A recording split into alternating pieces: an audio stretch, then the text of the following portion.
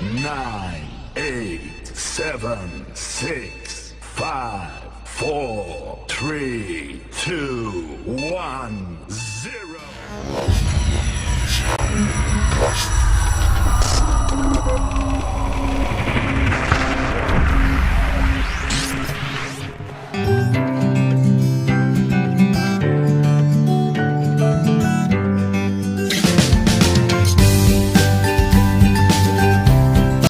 Assalamualaikum warahmatullahi wabarakatuh.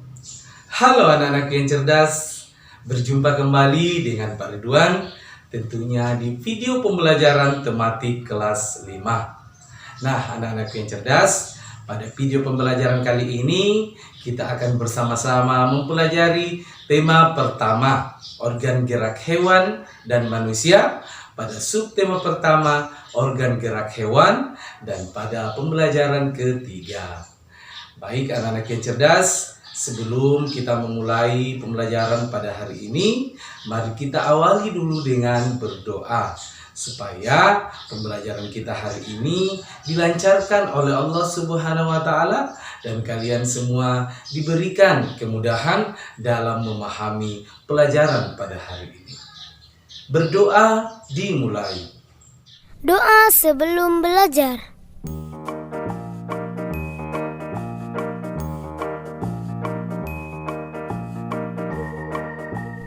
Assalamualaikum kawan-kawanku. Kita belajar yuk agar kita menjadi anak yang pintar. Jangan lupa kita berdoa dulu. Rabbi zidni ilma warzuqni fahma. Ya Allah, tambahkanlah aku ilmu dan berikanlah aku rezeki akan kepahaman. Amin amin ya rabbal alamin. Nah, adapun tujuan pembelajaran yang ingin kita capai pada pembelajaran kali ini yaitu,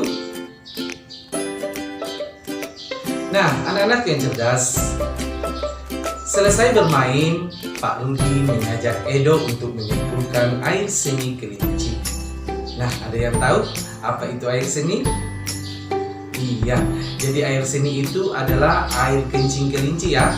Nah, jadi air seni tersebut dikumpulkan oleh Pak Rudi melalui saluran-saluran air dan dikumpulkan pada satu wadah penampungan. Nah, pasti anak-anak yang cerdas penasaran untuk apa ya air seni kelinci tersebut? Dan kira-kira apa sih manfaat dari air seni kelinci tersebut? Nah, untuk lebih jelasnya, perhatikan dan simak baik-baik penjelasan Pak Ridwan berikut ini.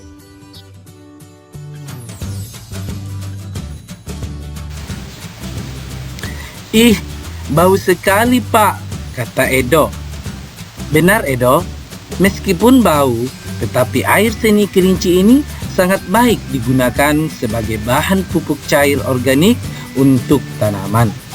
Sayuran akan tumbuh dengan subur, tanaman buah akan cepat berbuah, dan tanaman bunga akan cepat berbunga, jawab Pak Rudi.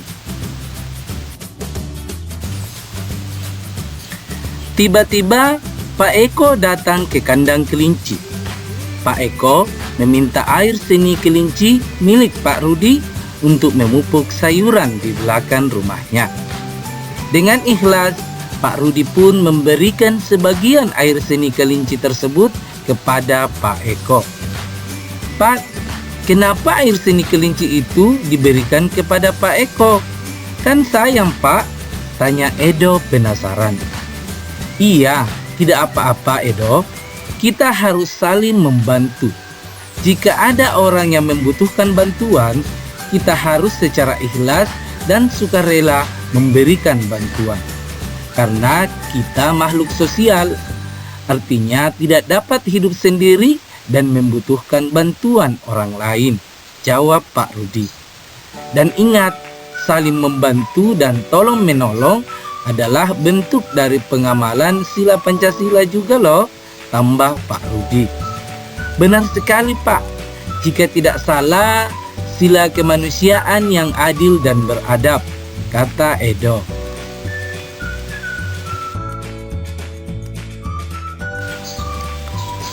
Anak-anak yang cerdas, tentu kalian semua masih ingat tentang sila-sila Pancasila dan lambangnya ya. Nah, ini sudah kalian pelajari dari kelas 1 sampai dengan kelas 4. Nah, untuk lebih memahami nilai-nilai yang terkandung dalam sila-sila Pancasila, mari kita bersama-sama menyimak bacaan berikut ini.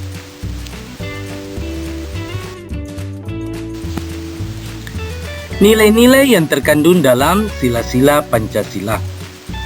Pancasila sebagai dasar negara Indonesia bukan lagi suatu hal yang baru bagi masyarakat Indonesia. Dari zaman dahulu, nilai-nilai Pancasila memang sudah terkandung dalam kehidupan sosial budaya masyarakat kita. Nilai-nilai tersebut telah meliputi berbagai aspek kehidupan dan masih tetap dipelihara sampai saat ini. Nilai-nilai Pancasila perlu sekali kita kembangkan dalam kehidupan sosial budaya.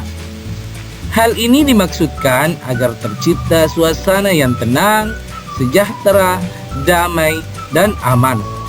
Tanpa nilai-nilai tersebut, kita tidak akan dapat mencapai semua itu.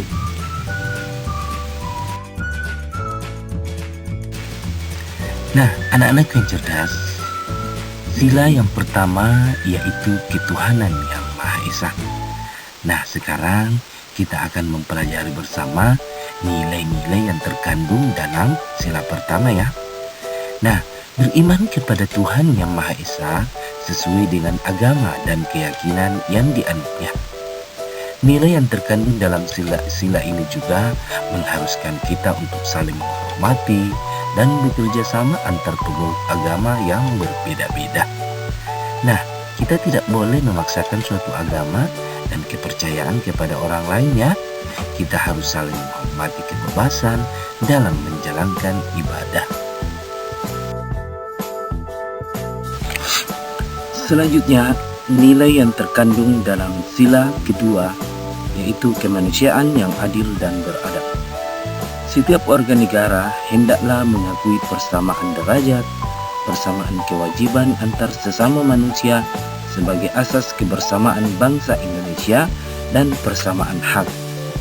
Dengan menjunjung tinggi persamaan derajat, hak, dan kewajiban, maka seluruh bangsa Indonesia bersama-sama akan mampu menegakkan dan juga memelihara kebersamaan. Nah, anak-anak yang cerdas, di sini ada sebuah gambar ya, seorang anak yang memberikan uang kepada seorang pengemis atau memberikan sedekah kepada seorang pengemis.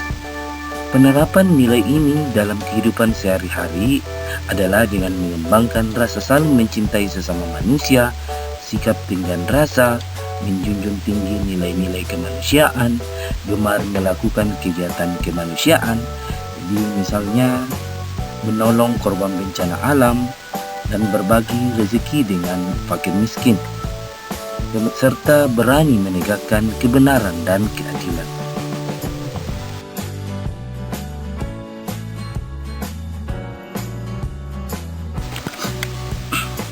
Selanjutnya, nilai yang terkandung dalam sila ketiga yaitu persatuan Indonesia. Nah, makna dan nilai yang terkandung dalam sila ini adalah menjaga persatuan dan kesatuan negara Republik Indonesia dengan menerapkan sikap cinta tanah air, rela berkorban demi bangsa dan negara, serta memajukan pergaulan demi persatuan dan kesatuan bangsa yang berbineka tunggal ika. Jadi di sini kita harus menjalin persatuan dan kesatuan negara Republik Indonesia.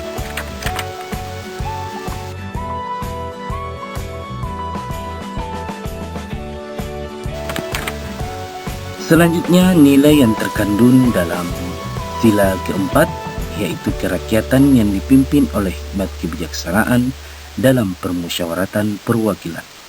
Setiap warga negara memiliki kedudukan yang sama. Kedudukan yang sama tersebut hendaknya digunakan secara sadar dengan mengutamakan kepentingan negara dan masyarakat. Selain itu, warga negara Indonesia harus selalu mengutamakan musyawarah untuk mufakat dalam menyelesaikan suatu persoalan bersama. Penerapan dalam sikap sehari-hari adalah dengan mengutamakan kepentingan umum di atas kepentingan pribadi dan golongan, tidak memaksakan kehendak kepada orang lain, serta mengutamakan budaya musyawarah dalam menyelesaikan masalah dengan diliputi oleh semangat kekeluargaan.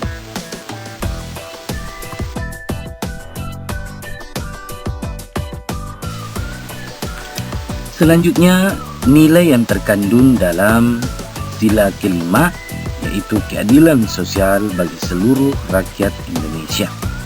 Nah, anak-anak yang cerdas, kita harus menghindarkan diri dari sifat pemborosan, selalu bergaya hidup mewah, dan perbuatan-perbuatan yang merugikan kepentingan umum. Bekerja keras dan menghargai hasil kerja keras orang lain sangat dibutuhkan dalam mewujudkan sikap kebersamaan. Di samping itu, harus dikembangkan pula sikap adil terhadap sesama, menghormati hak orang lain, serta menolong dan menghargai orang lain.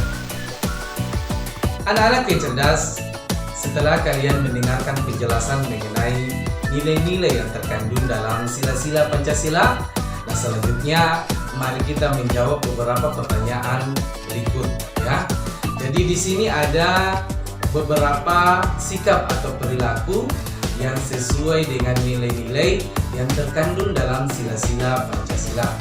Nah, cara kalian menjawab yaitu dengan cara memberi tanda centang pada kolom yang tepat.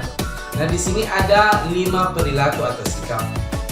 Jadi, yang pertama gotong royong, ya. Jadi gotong royong ini sesuai dengan sila keberapa? Ada yang tahu? Iya. Jadi sesuai dengan sila ketiga, yaitu Persatuan Indonesia. Nah, kemudian nomor 2, rajin beribadah. Jadi rajin beribadah ini sesuai dengan sila keberapa? Jadi sesuai dengan sila pertama, yaitu ketuhanan yang Maha Esa. Anak-anak yang cerdas, selanjutnya tugas kalian adalah tuliskan sikap-sikap dalam kehidupan sehari-hari yang sesuai dengan nilai-nilai yang terkandung dalam sila-sila Pancasila. Nah, jadi di sini Pak Ridwan akan memberikan contoh sikap yang sesuai dengan sila-sila Pancasila. Jadi yang pertama itu sikap yang sesuai dengan sila pertama. Ya, yang pertama, taat beribadah kepada Tuhan Yang Maha Esa sesuai dengan kepercayaan masing-masing. Kemudian yang kedua, menghormati teman dari agama lain yang sedang beribadah. Kemudian yang ketiga, tidak memaksakan suatu agama atau kepercayaan pada orang lain.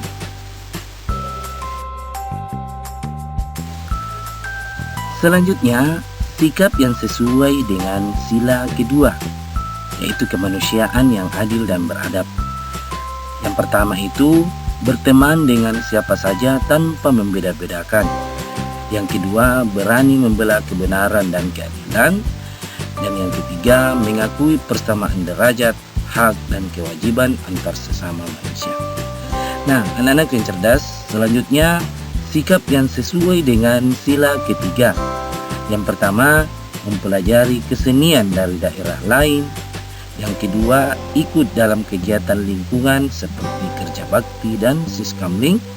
Kemudian yang ketiga, senang dan bangga memakai bahasa pemersatu dalam kehidupan sehari-hari, yaitu bahasa Indonesia.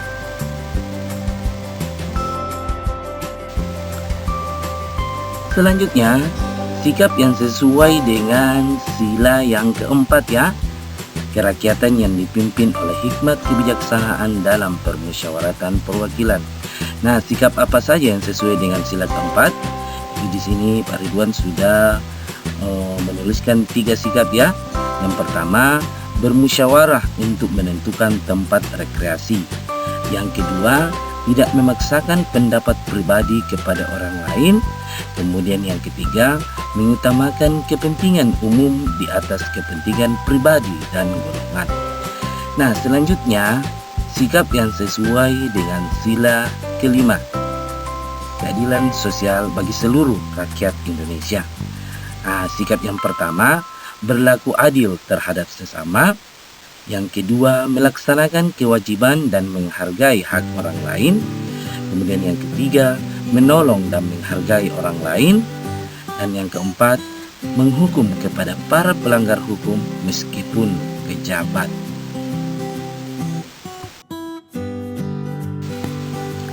Anak-anak yang cerdas, amatilah perilaku dan sikap orang-orang di lingkungan sekitarmu, seperti di sekolah, rumah, atau masyarakat. Tuliskan perilaku atau sikap yang tidak sesuai dengan nilai-nilai yang terkandung dalam sila-sila Pancasila. Nah, anak-anak yang cerdas, jadi kalau tadi kita sudah menyebutkan beberapa sikap yang sesuai dengan nilai-nilai yang terkandung dalam sila-sila Pancasila ya. Nah, sekarang kebalikan dari yang tadi. Kita sekarang mencari sikap yang bertentangan dengan nilai-nilai yang terkandung dalam sila-sila Pancasila.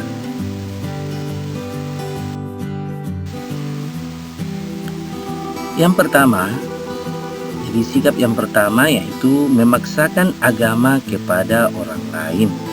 Jadi sikap ini tentu berlawanan dengan atau tidak sesuai dengan sila iya betul sekali. Jadi ini tidak sesuai dengan sila pertama atau berlawanan dengan sila pertama. Kemudian yang kedua, memaksakan pendapat kepada orang lain. Nah, jadi ini tidak sesuai dengan sila keempat. Yang ketiga, berteman dengan teman yang kaya saja. Nah, ini pertentangan atau tidak sesuai dengan sila kedua. Kemudian yang keempat, malu menggunakan produk dalam negeri. Nah, ini bertentangan dengan sila ketiga ya. Nah, seharusnya kita bangga menggunakan produk dalam negeri. Nah, untuk nomor 5, kalian cari sikap yang berlawanan atau bertentangan dengan sila kelima.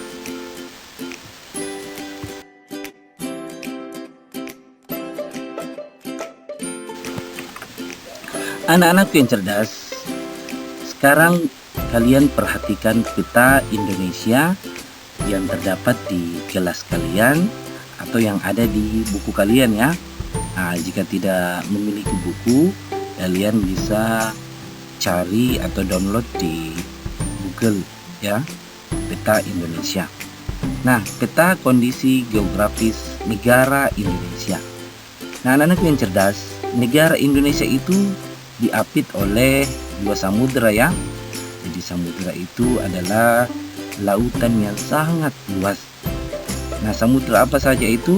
Yaitu Samudra Hindia dan Samudra Pasifik.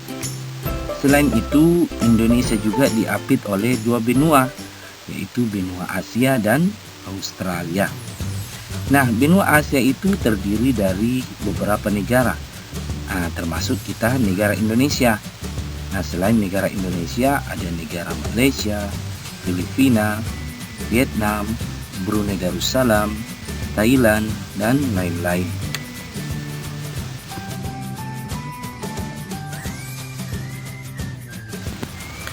Anak-anak yang cerdas, berdasarkan pada peta yang telah kalian perhatikan tadi, diskusikan dengan temanmu mengenai luas dan letak negara Indonesia. Nah, jadi kalian harus tahu ya, luas dan letak wilayah Indonesia berdasarkan peta Indonesia. Jadi di sini Indonesia memiliki pulau sebanyak 17.504 buah. Pulau itu terhampar di wilayah laut Indonesia yang memiliki luas kurang lebih 3.257.357 km persegi. Luas daratan Indonesia sekitar 1.890.754 km persegi. Nah, Indonesia memiliki batas wilayah, yaitu yang pertama sebelah utara. Jadi sebelah utara itu berbatasan dengan benua Asia. Lebih jelasnya, Indonesia juga berbatasan dengan Selat Malaka, Laut Andaman, Samudra Pasifik, Laut Cina Selatan, dan Malaysia bagian timur. Kemudian sebelah selatan Indonesia berbatasan dengan benua Australia. Lebih jelasnya, Indonesia juga berbatasan dengan Samudra Hindia Laut Timur dan Laut Arafuru. Kemudian sebelah barat, Indonesia berbatasan dengan Samudra Hindia. Kemudian sebelah timur, Indonesia berbatasan dengan Samudra Pasifik. Selain itu, Indonesia juga berbatasan dengan Papua Nugini.